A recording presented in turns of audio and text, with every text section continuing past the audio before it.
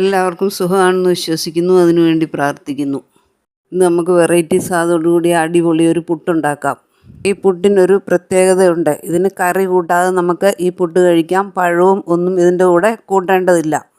ഏറെ പോഷകപ്രദമായ ചക്ക ചേർത്താണ് നമ്മൾ ഈ പുട്ട് ഇവിടെ ഉണ്ടാക്കിയിരിക്കുന്നത്. ഇനി നമുക്ക് പൊടി നനയ്ക്കാൻ ആവശ്യമായ ലേശം വെള്ളവും ഉപ്പും ചേർത്ത് നമുക്ക് അടുപ്പിൽ വെച്ച് നന്നായിട്ടൊന്ന് തിളച്ച് വരുമ്പോൾ അതിലേക്ക് ആവശ്യമായ പുട്ടിൻ്റെ പൊടി ചേർത്ത് നമുക്ക് നന്നായിട്ടൊന്ന് ഇളക്കിയെടുക്കാം. ഒരുപാട് വെള്ളത്തിൻ്റെ ആവശ്യമില്ല. ലേശം ഒരു ഒരു ഗ്ലാസ്സൊക്കെ വെള്ളം നമ്മൾ വെച്ചാൽ മതി പുട്ടിന് ആവശ്യമായ ഒരു അളവിൽ. ഇനി നമുക്ക് പഴുത്ത വരിക്കച്ചക്കയാണ് എടുത്തിരിക്കുന്നത്. ഇത് നമുക്ക് ചെറിയ പീസായി നമ്മൾ അരിഞ്ഞെടുത്തിട്ടുണ്ട്. നമ്മുടെ പുട്ടിൻ്റെ പൊടി ഇവിടെ നന്നായിട്ട് തണുത്ത് വന്നിട്ടുണ്ട്. ഇതിനി നമുക്കൊരു മിക്സിയുടെ ജാറിലേക്ക് മാറ്റി ഒന്ന് അടിച്ചെടുക്കാം. ഒരുപാട് നേരം ഇട്ട് അരച്ചെടുക്കേണ്ട കാര്യമില്ല. ഒന്ന് കറക്കിയെടുത്താൽ മതി.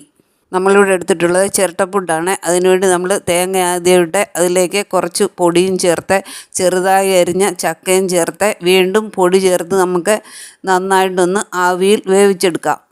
എളുപ്പത്തിൽ നമുക്ക് തയ്യാറാക്കാൻ പറ്റുന്ന ഈ പുട്ട് എല്ലാവരും ഒന്ന് ട്രൈ ചെയ്ത് നോക്കണം. ഇതിന് കറിയോ മറ്റോ പഴമോ അങ്ങനത്തെ ഒന്നും ആവശ്യമില്ല. ഇത് തന്നെ ചേർത്ത് നമുക്ക് കഴിക്കാവുന്നതാണ്.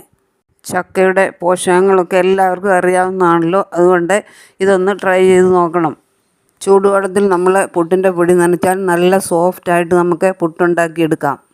ഒരു പാത്രത്തിൽ നമ്മൾ കുറച്ച് വെള്ളവും ഉപ്പും ചേർത്ത് നന്നായിട്ടൊന്ന് തിളപ്പിച്ചെടുക്കുക. അതിലേക്ക് നമുക്ക് പുട്ടിന് ആവശ്യമായ പൊടി ചേർത്ത് നന്നായിട്ട് ഇളക്കി തണുത്ത് കഴിയുമ്പോൾ മിക്സിയുടെ ജാറിലിട്ടൊന്ന് അടിച്ചെടുത്താൽ നല്ല സോഫ്റ്റ് പുട്ട് നമുക്ക് ഉണ്ടാക്കിയെടുക്കാൻ പറ്റും.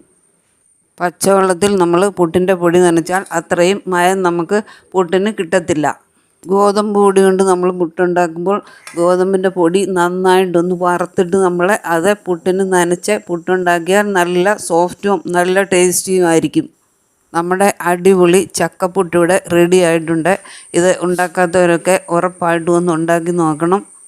പിന്നെ നമ്മുടെ ഈ ചാനൽ കാണുന്നതിൽ ആരെങ്കിലും സബ്സ്ക്രൈബ് ചെയ്യാത്തവരുണ്ടെങ്കിൽ ഒന്ന് സബ്സ്ക്രൈബ് ചെയ്തേക്കണേ. ലൈക്കും ഷെയറും ചെയ്ത് ഒന്ന് സപ്പോർട്ട് ചെയ്യണേ. പിന്നെ ഇപ്പോൾ ചക്കയുടെ സീസണൊക്കെ ആയതുകൊണ്ട് എല്ലാവരും ഇങ്ങനെ ഒന്ന് ഉണ്ടാക്കി നോക്കണം. ചക്ക വെച്ച് നമുക്ക് വിവിധതരം പലഹാരങ്ങൾ ഉണ്ടാക്കാമല്ലോ. ചക്ക പായസം, ചക്ക വഴറ്റിയത്, ചക്കപ്പുട്ട്, ചക്കയട, ചക്ക ഹൽവ, ഒരുപാട് വെറൈറ്റി സാധനങ്ങൾ നമുക്ക് ഈ പഴുത്ത ചക്ക വെച്ച് ഉണ്ടാക്കാൻ പറ്റും. ഇപ്പോൾ ഈ സീസണിൽ കിട്ടുന്ന ചക്ക ആരും പാഴാക്കി കളയല്ലേ.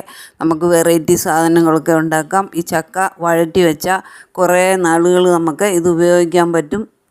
പിന്നെ എല്ലാവർക്കും എപ്പോഴും നല്ലത് മാത്രം ഉണ്ടാകട്ടെ എന്ന പ്രാർത്ഥനയോടെ പുതിയൊരു റെസിപ്പിയുമായി കാണാം എന്ന് പ്രതീക്ഷിക്കുന്നു.